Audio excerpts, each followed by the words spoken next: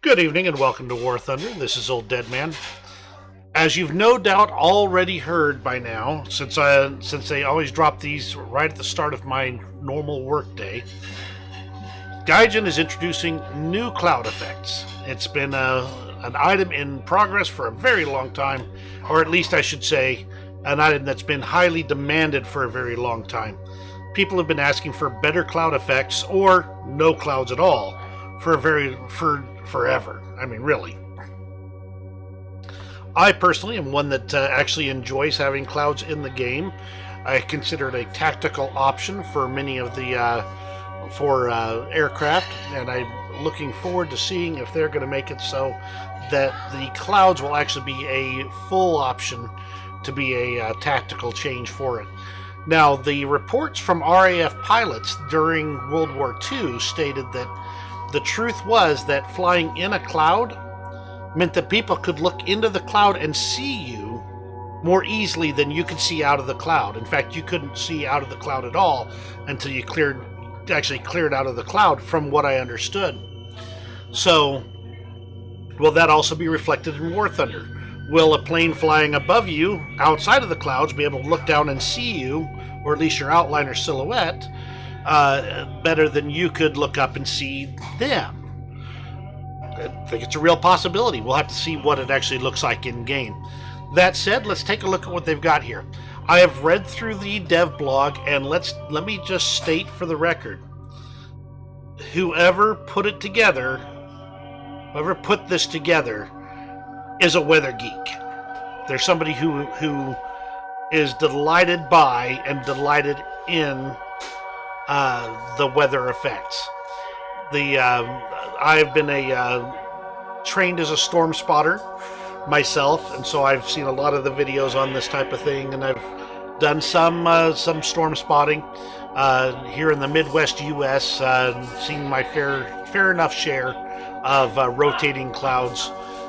Not had to be in the middle of a tornado yet. That's not been my goal. All I've done is just reported conditions where I was at, and allowed others to continue on. The clouds in the new system are absolutely gorgeous. As they say, the scattering and absorption model of sunlight has been changed. Previous method was dirt simple. There was no real interaction with the weather and the weather conditions and the lighting and all this kind of stuff. Whereas now they have actually implemented ozone, proper light scattering, proper light absorption, and of course a variety of cloud types.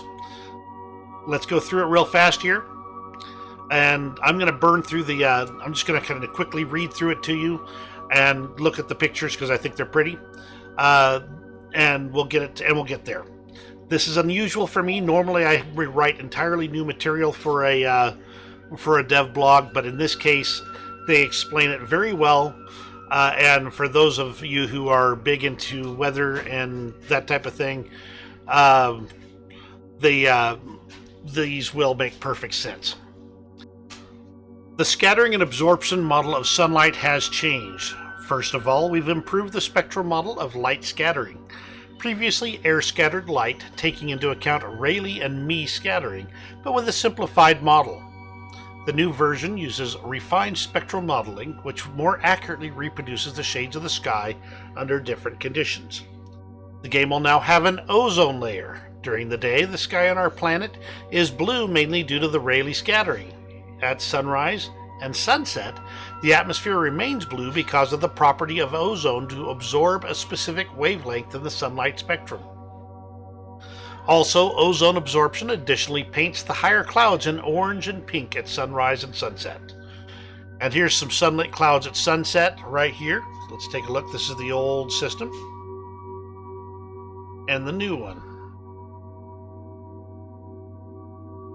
Isn't it gorgeous? That is just simply beautiful. The old system really was nothing worth looking at, whereas the new one looks gorgeous. Now the ozone here, with the ozone off, you can see over here on the left, and with the ozone on, you get it on the right. Very nice, very beautiful. Changes to clouds are the most noticeable improvement. Previously, we used only one relatively thin layer of clouds, and we had to choose where to place it in every battle. Now we are modeling tropospheric clouds at heights from hundreds of meters up to 15 kilometers and higher, and different types of clouds can be in the game at the same time. Clouds differ in morphological type. We have implemented all types of clouds except for the most exotic and rare ones. Cumulus, stratus, altocumulus, stratocumulus, altostratus, cumulonimbus, and cirrus clouds are now presented in the game, and all types of clouds can occur simultaneously in the War Thunder sky depending on the weather settings for each battle. If it is raining below a cloud, the pillar of droplets is clearly visible from afar due to the additional scattering of light on the raindrops. You can see a couple of pictures here of the cumulus and altocumulus clouds here, and flight between layers of clouds. It'll be interesting to see those layers being represented. And here's the light scattering here, the changes here. Here's the old and new. Very nice. Pretty. Love it. Sunlight scattered and absorbed by the clouds and atmosphere makes skies look beautiful and varied. Depending on the density of the cloud, the color of the illumination also changes in its different parts, from a light translucent white haze to a dark gray thundercloud. To illuminate the clouds, we approximate the internal multiple scattering of light from the sun and the sky inside the cloud. Each cloud actually becomes a source of light, and the structure of the cloud itself becomes visible. The eye can clearly see the inhomogeneity of each type of cloud. All clouds illuminate and shade the neighboring ones, and this is how the picture of a deep, voluminous cloudy sky is formed. Now this picture I love because I have seen rain falling in shafts from a cloud like this, and that's what it looks like, especially at a distance. This is what it looks like. And I'm sure all of you have seen rain clouds and rainstorms, but this would be something that I would see on an active summer or late spring day in the Midwestern skies. This is what a cloud system, forming for tornadoes would look like, or at least with that potential. All I need to see in this is rotation, and I'd be calling the National Weather Service to report it. Obviously, they're not going to be showing rotation in a still picture, and there are versions of this that do not rotate, and yet still have this same visual appearance. But this is what I would expect if I was to see this in real life. The skittering clouds going through the sky, you can just picture it happening as the clouds move at different speeds across the sky. If it moves at different speeds, I'll be just absolutely delighted.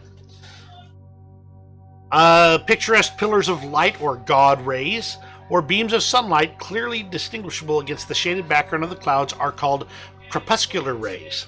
This effect is automatically obtained in the Dagger engine since we modeled the lighting with a sufficient level of detail.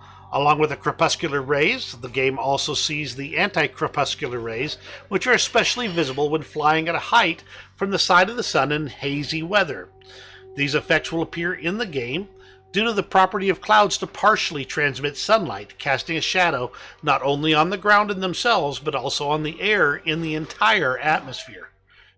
And there's a couple of pictures there. Fog and mist are now fully fledged parts of the atmosphere. In the new version of our graphics engine, fog is modeled with the same algorithms that create clouds and atmosphere. Due to this, the fog has become less homogeneous and scatters light correctly. In short, the game has its own atmosphere. The sophisticated mathematical model allow us to simulate visually accurate effects of the sky, clouds, scattering of sunlight at any height and at every point on our planet, including from 200-kilometer orbit.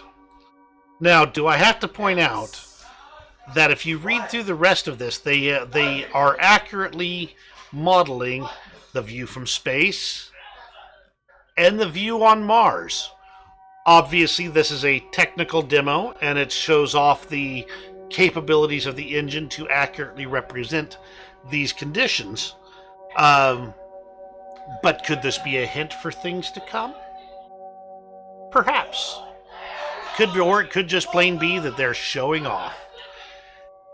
I'm also going to demonstrate to you what I've actually done with the War Thunder game as it is right now, to more accurately reflect what I expect reality to look like. And I'll show a side-by-side image of the of turning on the contrast setting in the post FX settings, and seeing the difference between it. On the left, you'll see the hazy image.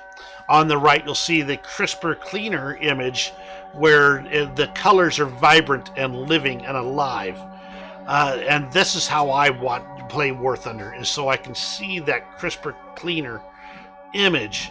And even though it actually makes gameplay more difficult in many ways, especially with night battles and things like that, where the lighting then becomes impossible to use, it's so much more true to life this way.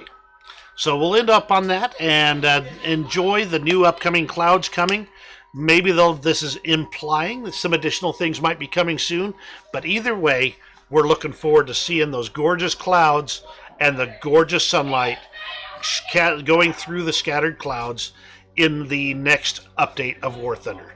Thank you very, very much for joining me. I'm Old Dead Man signing off for tonight. Have a great night.